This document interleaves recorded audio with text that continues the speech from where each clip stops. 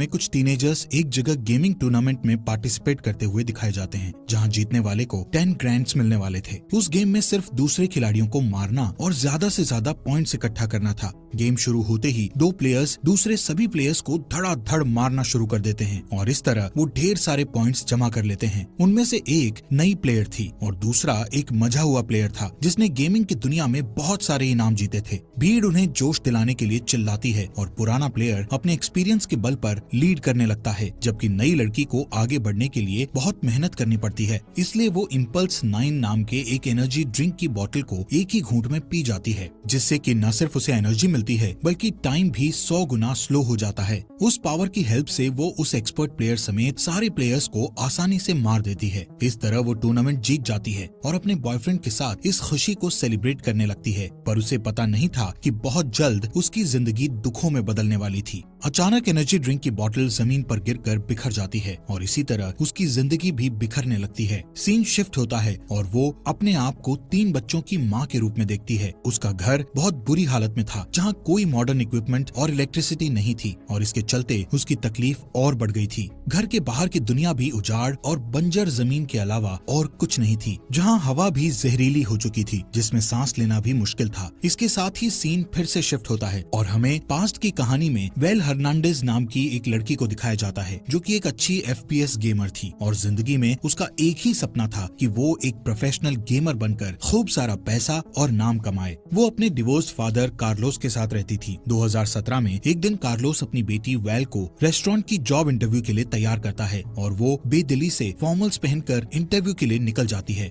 बाहर उसका boyfriend Ivan अपनी कार में उसे पिक करने के लिए उसका वेट कर रहा था। वहाँ से निकलते ही वेल गाड़ी की पिछली सीट में बैठकर अपने फॉर्मल कपड़े बदलकर कैजुअल पहन लेती है और इंटरव्यू की जगह फील्ड ऑफ फायर नाम के एक गेमिंग टूर्नामेंट खेलने पहुंच जाती है। दूसरे FPS बैटल रॉयल गेम्स की तरह ही फील्ड ऑफ फायर भी एक मल्टीप्लेयर गेम था, जिसमें लास्ट तक टिके रहना ही इसका मेन पर्पस होता है। वेल सोचती है कि अगर वो ये गेम जीत गई तो लाखों रुपए कमा लेगी और उन पैसों से वो अपने लिए एक गेमिंग कंप्यूटर खरीदेगी। पर इवान उसे बताता है कि रॉय नाम का एक मजा हुआ प्रोफेशनल गेमर उस टूर्नामेंट में सरप्राइज अपीयरेंस देने वाला है, जिसे सुनकर वो थोड़ा नर्वस हो जाती है। जल्दी ही वो लोग गेमिंग एरिया में पहुंच जाते हैं, जहां रॉय अपने फैंस के साथ फोटो खिंचवा रहा था। पहला मैच शुरू होने से पहले इवान वेल को समझाता है कि उसे इमोशंस की जगह पूरे फोकस के साथ खेलना चाहिए ताकि वो किसी तरह फाइनल्स तक पहुंच जाए, लेकिन वेल उस घमंडी रॉय को हराना चाहती थी। थोड़ी देर में ही सारे प्लेयर्स अपने अपने कंप्यूटर्स के सामने बैठ जाते हैं और गेम शुरू हो जाता है। गेम की शुरुआत में वेल लीड कर लेती है, लेकिन थोड़ी ही देर में रॉय उसे आसानी से पीछे छोड़ देता है। वो इतना कॉन्फिडेंट था कि गेम के बीच बीच में वहाँ मौजूद क्राउड के साथ इंटरेक्ट भी करता रहता था। इसका फायदा उठाकर वेल कुछ पॉइंट्स जमा कर लेती है और वो जीतने ही वाली थी, लेकिन गेम को फिनिश करने के बजाय वो रॉय को मारकर गेम से आउट करने की कोशिश करती है, पर उसका दांव उल्टा पड़ जाता है और रॉय उसे मारकर गेम से बाहर कर देता है। इसके बावजूद वेल फाइनल्स के लिए क्वालिफाई कर जाती है, जो कि अगले ही दिन होने वाला था। जब वो अपने बॉयफ्रेंड के साथ गेमिंग एरिया से निकलने लगती है